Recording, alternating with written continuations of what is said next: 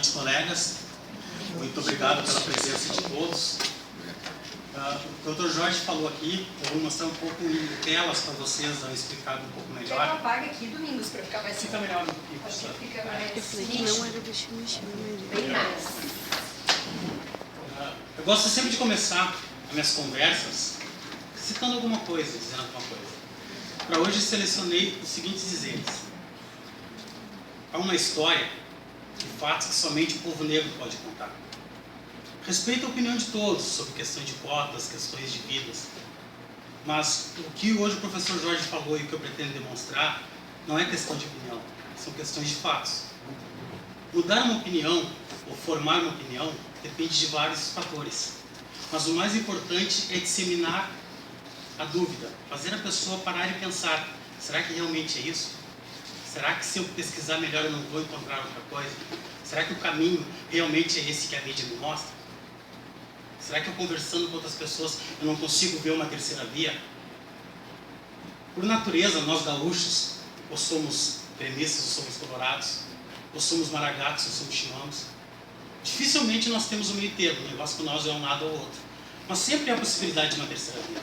E sempre que conseguimos ver essa terceira via, nós conseguimos ver algo diferente, conseguimos ver algo que muitas vezes está desapercebido e que pode fazer uma diferença muito grande.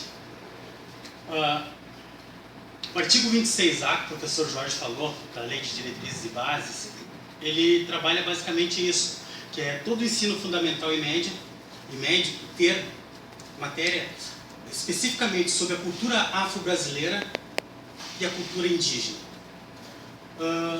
Eu acredito que essa lei ela não tem funcionamento, esse artigo, não só por falta de interesse do executivo, do legislador, mas também por falta da mão de obra qualificada. Não adianta eu imprimir livros didáticos, ou colocar na escola, como o professor Jorge falou, se eu não tenho antropólogos para estudar a história, se eu não tenho historiadores para estudar a história.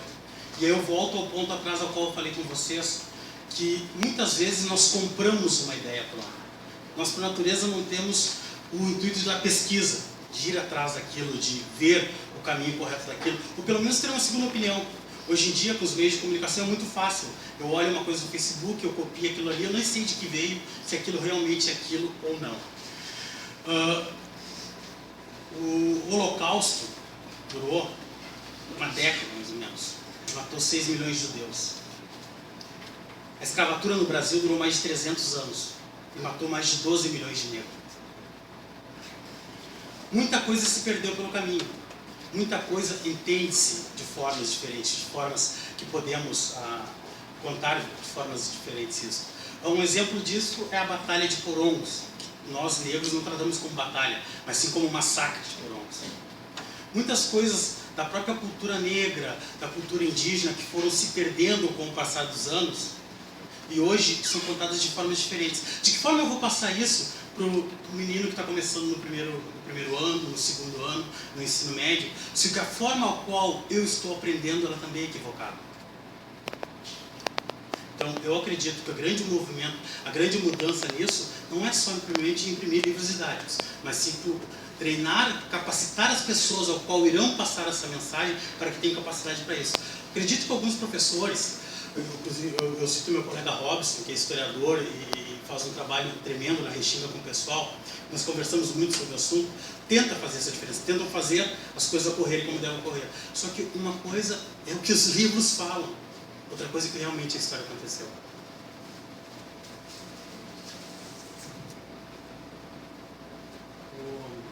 Essa é a lei, o artigo 26A, que diz que o conteúdo programático tem diversos aspectos da história e da cultura que caracteriza a formação da população brasileira a partir de dois grupos étnicos, que é estudo a história da África, dos africanos, a luta dos negros e dos povos indígenas do Brasil. Esse é o artigo, como o professor Jorge disse, o 26 já poderia tratar bem desse assunto. Por não ter tratado desse assunto, fizeram um artigo 26A, o mesmo assunto.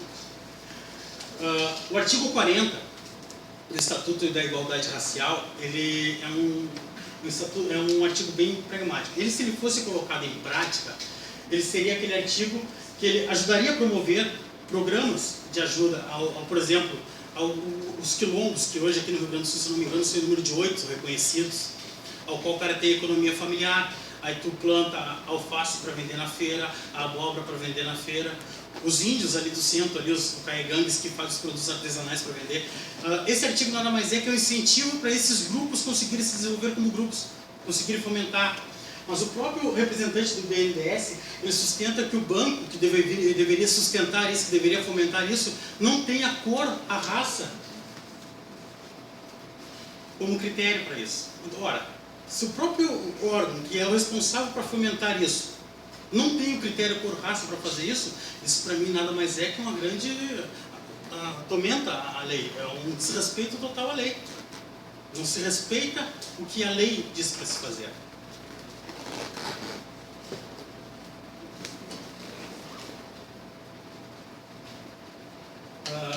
O professor Jorge, ele falou antes ali que homens e mulheres negros, eles recebem em média a metade do que recebem homens e mulheres brancos, tendo a mesma qualificação, a mesma qualidade de ensino. Também junto aqui, eu coloquei os dados da ESA, que eles dão que 70% das pessoas que respondem por crimes raciais, eles se dão absolvidos. E é exatamente por um motivo. Os crimes raciais, que estão lá na Lei 7716 de 89, e os crimes de injúria racial, que estão no artigo 140, parágrafo 3º, eles tratam que a pena mínima é de 1 ano. Sendo a pena mínima de 1 ano, basicamente o Ministério Público é obrigado a oferecer a suspensão condicional do processo. Isso dá uma intensidade de impunidade muito grande. Isso faz com que grande parte das pessoas que sofram com tal crimes não façam nada. O que se diz? Isso não vai acontecer em nada. Isso não vai acontecer, não vai em lugar nenhum. Esses são os dados que o professor estava falando, do Laesa. Se vocês podem ver, as 6 maiores capitais do país está discriminado a média do salário dos homens brancos, as médias de salário das mulheres brancas e a média que eles recebem. Por exemplo, em Porto Alegre, a média do homem branco é 2.251. A mulher branca, R$ 1.700. Já é uma grande diferença pelo critério gênero, como o professor estava falando. Um homem negro, com a mesma qualificação, mesmo estudo, recebe R$ 1.399. Quase R$ 1.000 a menos que o homem branco com a mesma qualificação. E a mulher negra, com a mesma qualificação, recebe R$ 1.150. Esses são dados trimestrais que o Laeser traz, e estão disponíveis no site. São diversos dados que ele traz, referente a salário, referente a emprego e desemprego. Inclusive a próxima lâmina trata exatamente a questão do desemprego nessas mesmas 6 metrópoles. Porque ele está do salário, né? Dos rendimentos. Mas aqui está a questão do desemprego. A taxa de desemprego do homem branco em Porto Alegre gira em torno de 2,8%, enquanto do homem negro gira em torno de 3,2%. A taxa de desemprego da mulher branca, ela gira em torno de 3,6% e da mulher negra em torno de 3,7%. Nós temos uma questão cultural, principalmente quando se falamos em cotas, nós não conseguimos ver o que está longe de nós. Os 3 estados do sul são onde condensa a maior população branca do país. Mas se nós pegarmos por base a Bahia, onde 85% da população se declarou negra, e aí nós temos o maior contingente de negros fora da África, e apenas 10% desses negros conseguem estar no ensino superior, aí nós conseguimos ver que tem algo discrepante nisso, tem algo de grande diferença.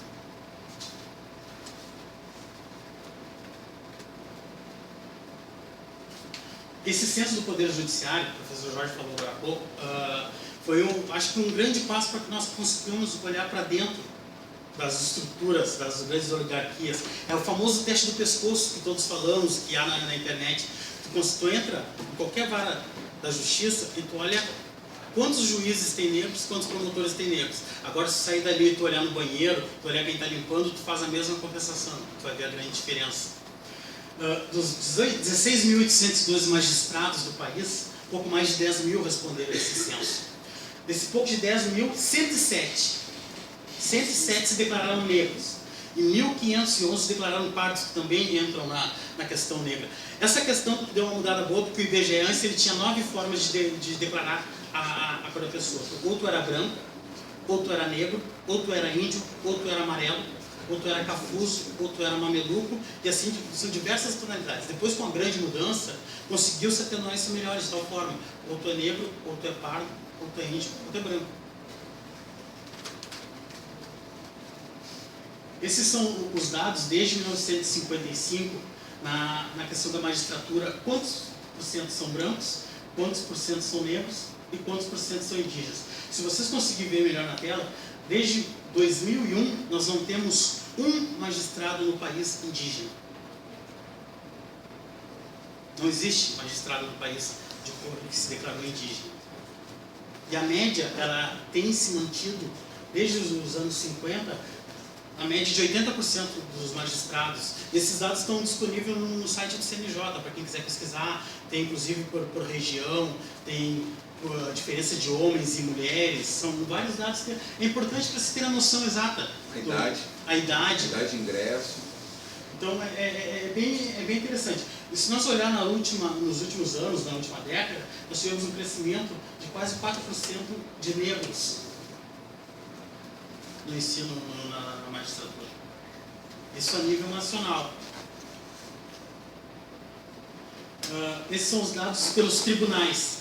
A mesma coisa, quantidade de brancos, quantidade de pardos, amarelos, pretos e indígenas. Então vocês têm um levantamento em todos os tribunais, desde a Justiça Eleitoral, comissões superiores, Justiça do Trabalho, Justiça Estadual, todos os âmbitos, conseguimos ter, mais ou menos, eu acho que é bom trazer os gráficos, porque tu olhando, tendo a visão, é muito mais fácil, tu consegue ver a discrepância, o grande abismo que há. E hoje, quando se fala em cotas, as pessoas, cotas. Cotas é uma forma de racismo. Isso eu acho que é uma forma de racismo. O cara serve para ser teu jardineiro, o cara serve para limpar teu banheiro. Mas ele não serve para ser teu colega nem para namorar tua filha.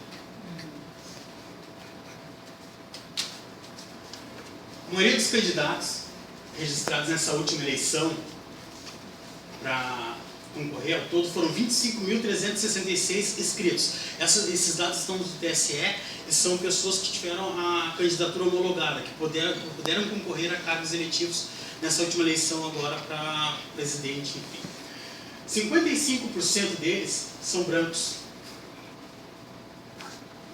4,24% são negros. Desculpa. 34,96% são pardos. 9,24 negros, 0,46 amarelos e 0,32 indígenas. E esse em todos os cargos que possa imaginar. Para presidente, vice-presidente, senador, governador, vice-governador, suplente, primeiro e segundo suplente de senador, deputados federais, estaduais e distritais. Agora vem os dados por cor. Para deputado estadual, em todo o Brasil, tiveram 69 candidatos amarelos, 8.509 brancos, 53 indígenas, 5.816 pardos e 1.414 negros. Se vocês olharem quanto mais importância tem o cargo, ou seja, o cargo executivo, olha, senador, não houve um candidato que se declarasse amarelo. 119 deles se declararam brancos, 13 indígenas, 36 pardos e 14 negros. Para governador, tivemos um candidato amarelo, 114 brancos, nenhum indígena, 36 pardos e 15 negros. E para presidente, tivemos 10 candidatos brancos e somente um se declarou negro. Então, o que dá para se notar bem claro é que quanto mais afunila, menos conseguimos chegar, menos cargos conseguimos atingir. Ou seja, a base da pirâmide, ok. Pode ser o servidor, ou pode ser o cara da limpeza, mas governador, presidente, ainda não. Esses são os dados do Rio Grande do Sul. Nós tivemos 7 candidatos a governador, nenhum negro. 7 candidatos a vice-governador, nenhum negro. 7 candidatos a senador, nenhum negro. Do total de candidatos a deputado federal, nós tivemos 308. 278 brancos, mais de 90%. 1 indígena, 12 pardos e 17 negros, nenhum eleito. E aí entra aquele número, independente de sigla partidária, independente de governar. O cara tem diversos vídeos dele falando que quilombolas e indígenas não prestam, são preguiçosos. Foi a maior votação para deputado federal do Rio Grande do Sul. Isso para mim me deixa uma mensagem muito clara. Para deputado estadual, de 670 candidatos, nós tivemos 613 brancos, um indígena, 23 pardos e 33 negros. E somente um que se declarou pardo se elegeu, que é o candidato do meu amigo Robson, lá, o centroavante dele, do time dele. Só o Jardel, que se declarou pardo, que foi o que se elegeu. Acho que é do time dele, deputado. mas não que seja o candidato dele para o voto. Você não conhece, ele não ia votar no estado. Ele falou pra mim que votou no goleador dele, que ele quer voltar. Não ia fazer isso, não ia fazer isso. Ele quer voltar novamente. Mas o que eu digo aqui é o candidato dele, ele veio pro colégio com a camisa 16 do Jardel. E nós temos, eu posso falar, por exemplo, eu sou morador da Restinga há muitos anos, desde que vim de Encruzilhada, e nós temos uma discrepância muito grande nessa questão estrutural, da questão dos estudos, e o Robson, como professor, pode dizer melhor que ninguém. É muito difícil tu seguir o caminho correto, estudar, se dedicar. Tem um dado da OIT de 2012, uma pesquisa no Brasil, que o negro no Brasil ele trabalha em média 16 horas diárias, contando o tempo de deslocamento de casa para o trabalho e vice-versa. Enquanto uma pessoa branca no Brasil trabalha em média 10 horas dia. Isso tem uma diferença enorme dentro do convívio familiar, porque, vamos e vemos, a criança, ela desenvolve, é com o exemplo do pai, é com o exemplo da mãe.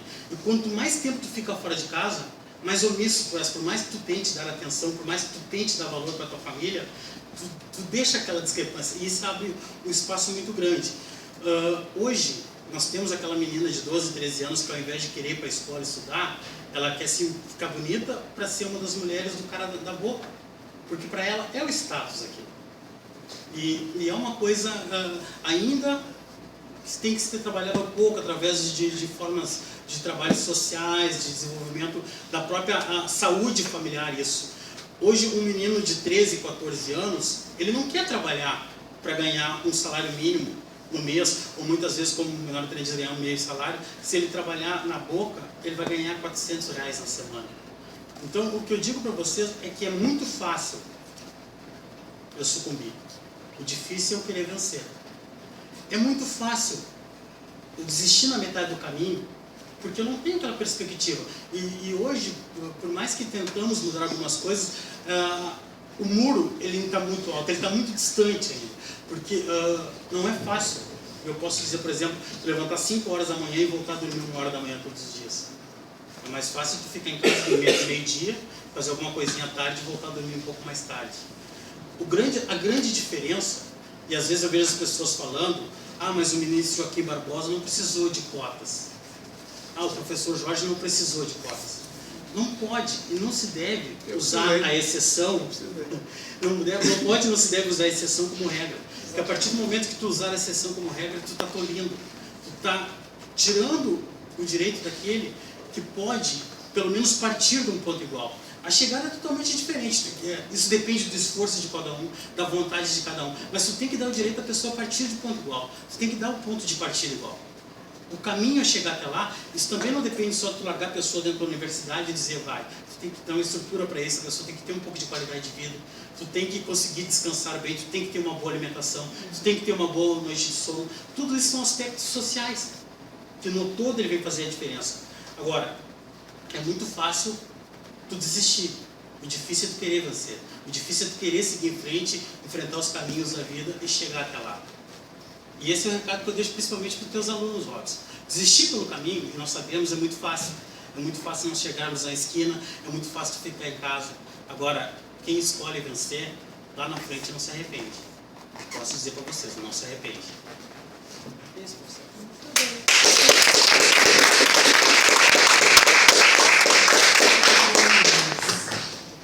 Só para dizer, eu me considero um cotista. Eu consegui, eu encontrei agora o procurador de justiça que em 2 momentos na minha vida, na verdade.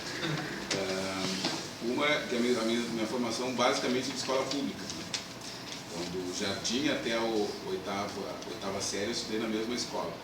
No primeiro ano do 2º grau, eu fui para uma outra escola que era pública também, mas era muito mais fraca do que a que eu estudava, e a época que a escola pública estava caindo muito, assim. Só que um dia eu já sabia jogar basquete, pelo menos eu achava que sabia, e nós fomos jogar contra o IPA, e nós ganhamos o IPA. E só que os meus amigos eram todos 3 ou 4 anos mais velhos do que eu. Então o único que tinha possibilidade de estudar lá era eu. Então eu ganhei uma bolsa, estudei o 2º e o 3º ano. Por isso que eu me considero um cotista. Né? E depois, isso é uma coisa que o sistema de cotas tem que pensar, nós temos uma questão voltada somente à graduação, nós não pensamos após a faculdade. Né? A pessoa consegue em cotas, em ProUni e tal, mas no direito, para a gente se tornar competitivo, a gente precisa dos cursos depois da faculdade. Tá? E aí então, um procurador de justiça aqui conseguiu que eu tivesse uma bolsa aqui na escola dele, na Andrade Neves. Tuns. Professor Beto Tuns, né? E eu consegui uma bolsa, então eu me considero cotista. E essa comparação com o Joaquim Barbosa realmente é uma comparação indevida, porque ele fala 4 idiomas fluentemente. Né? Só isso. Não precisa nem falar das outras coisas. 4 idiomas fluentemente, poucas pessoas conseguem fazer. Então, te dizer assim, mas como é que ele conseguiu e tu não consegue? Né? É o mesmo que eu dizer, olha, mas teve um guri que saiu de uma cidade chamada Três Corações, né? Três Corações, aí foi para Bauru e se tornou o melhor do mundo, que é o Pelé. Então como é que tu não consegue jogar nem no Inter, que é na tua cidade, é só tu pegar o ônibus Bom, eu queria parabenizar também o Domingos, que também acho que as 2 palestras excelentes tivemos aqui hoje, muito esclarecedoras a respeito do tema do combate ao racismo e sobretudo da realidade da gente, né, no Brasil em relação a esse tema que é uma realidade tão dura, conforme até os dados que foram trazidos aqui, né? Eu queria então nesse momento ver se alguém gostaria de fazer alguma colocação, alguma pergunta para os nossos palestrantes. Pois não?